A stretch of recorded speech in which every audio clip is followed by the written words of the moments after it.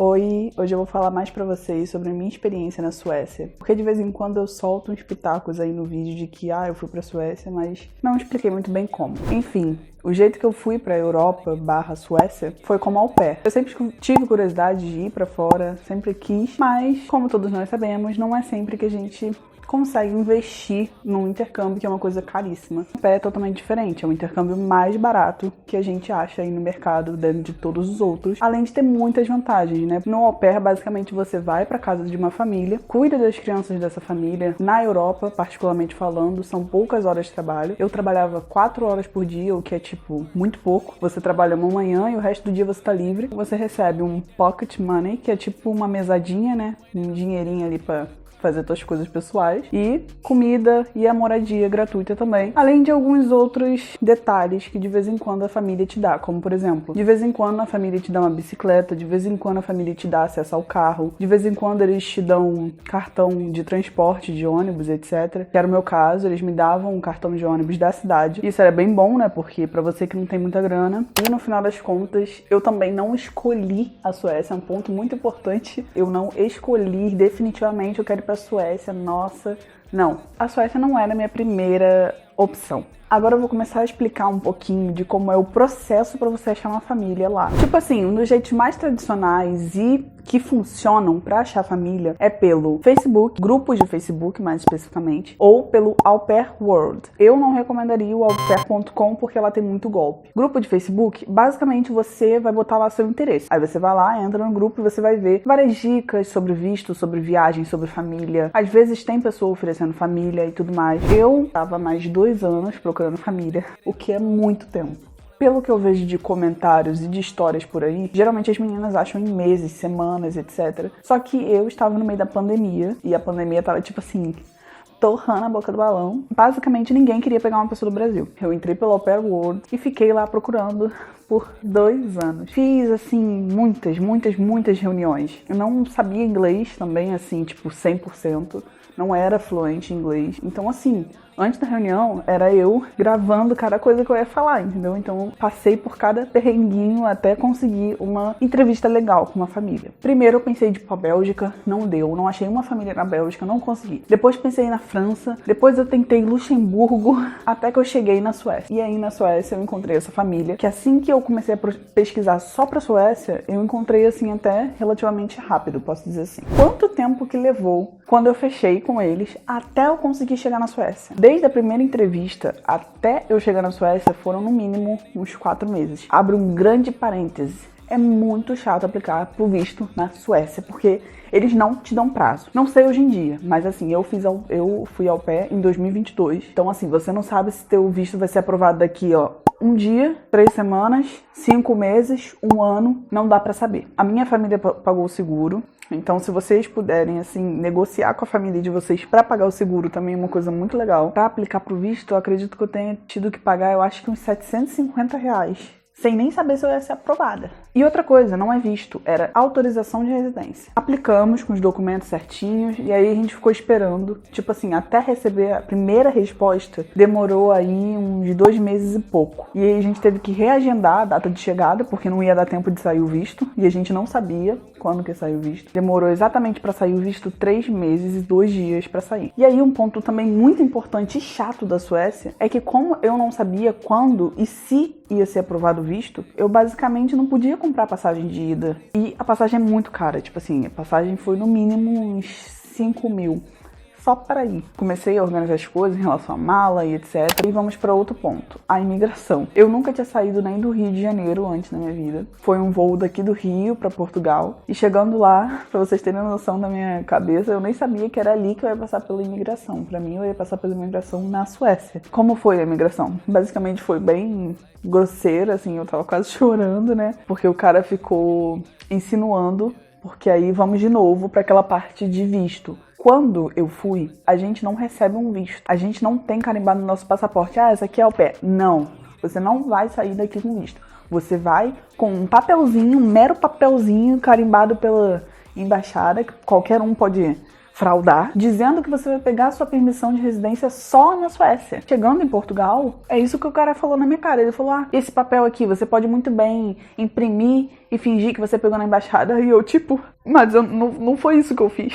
Não foi isso que eu fiz. Aí ele, tipo, deu pra uma outra pessoa olhar e tal. Ele só deu uma olhada assim, tipo, isso aí é normal. E aí ele ficou perguntando muito sobre o que era au pair e tudo mais. Ficou me zoando por causa do meu sotaque, porque eu falei au pair. Ele ficou, o que é au pair? O que é au pair? Puxando bastante o R. Enfim, foi bem desagradável, sabe? Pra quem tá viajando sozinha pela primeira vez na vida pra outro país, é muito assustador. Essa foi minha experiência até chegar na Suécia, né? Meu primeiro dia nem foi um dia de trabalho. A gente foi basicamente tirar foto e impressão digital, essas coisas, pra eu pegar minha autorização, que é um cartãozinho. Outro ponto importante de se falar sobre a Suécia em específico é que lá você precisa de um personal number, que é tipo um CPF, né? E que você consegue fazer tudo. A au pair, quando pega essa residência, ela não tem um CPF. Então eu não conseguia, por exemplo, se eu quisesse, eu não conseguiria ir pra uma academia, entrar numa academia, eu não poderia. Se eu quisesse me inscrever em alguma loja, sei lá, qualquer coisa, eu não poderia. Comprar online, eu comprei, por exemplo, online na Shein e eu não consegui buscar meus próprios pacotes porque eu simplesmente não tinha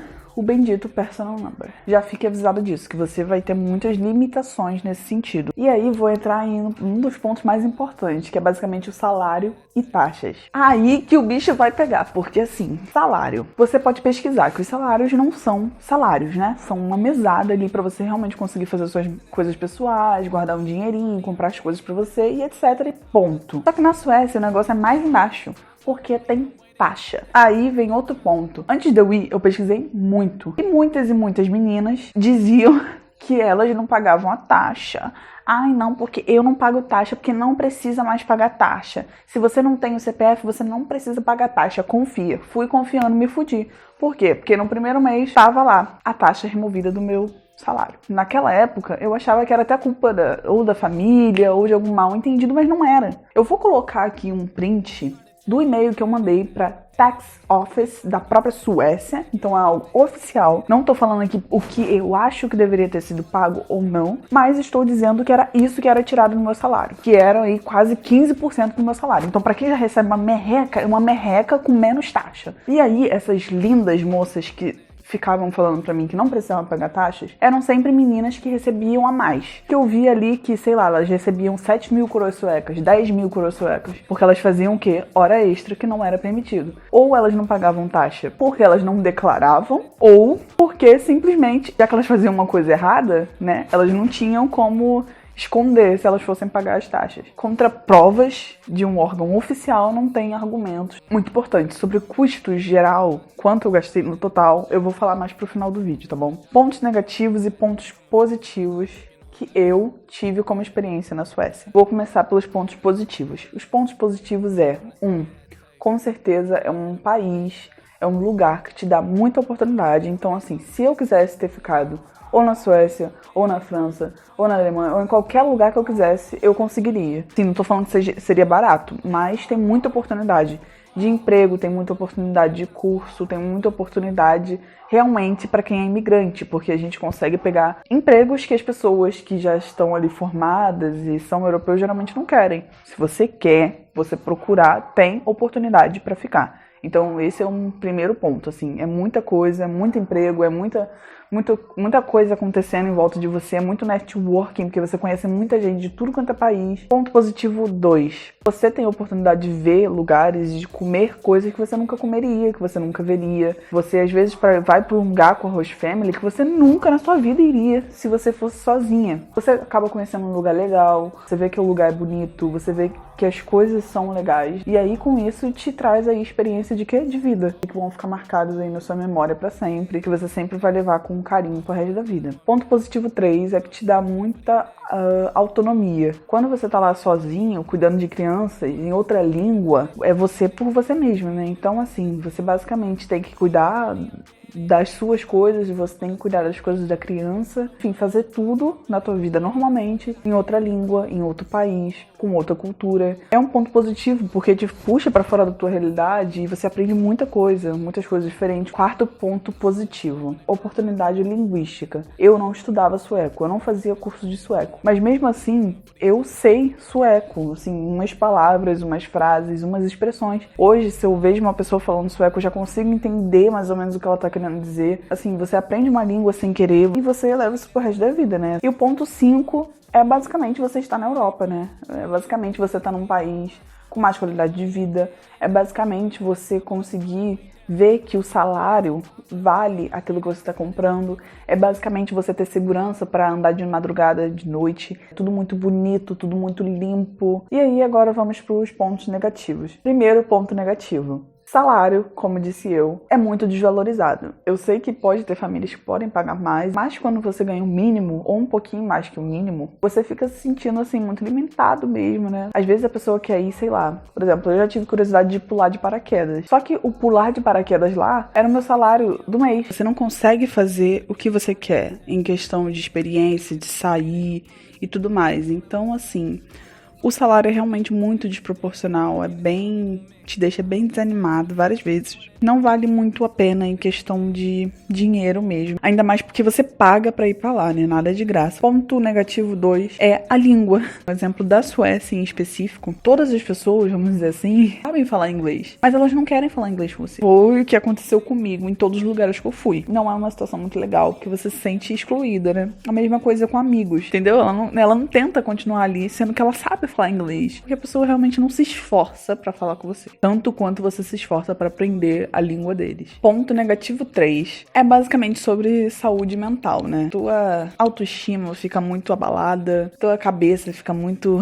ai meu Deus, será que eu fiz alguma coisa de errado? Ai meu Deus, não aguento mais isso. Tudo vira 2 vezes mais do que realmente é, porque você tá ali naquela situação, você tá na casa dos outros, como eu disse. Então às vezes ficam assim pequenos estresses do dia a dia, como au pair, né? Como uma pessoa que cuida de criança, que é difícil de resolver e que às vezes ficam simplesmente mal resolvidos. Número 4 de desvantagem é a saudade, né, gente? A saudade e a solidão. Saudade da sua casa, saudade da sua comida, do cheiro, das coisas que você conhece, dos lugares que você gosta. Começa a ficar muito mais sozinho do que a gente realmente é.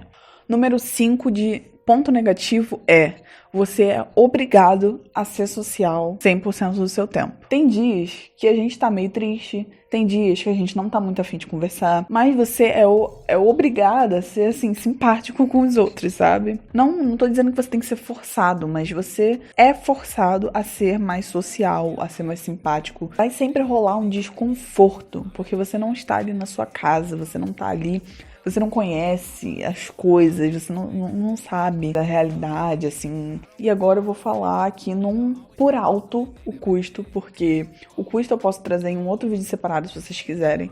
Mas enfim, por alto, basicamente, eu acredito que eu tenha gasto com ida e volta pro Brasil uns 12 mil ou mais.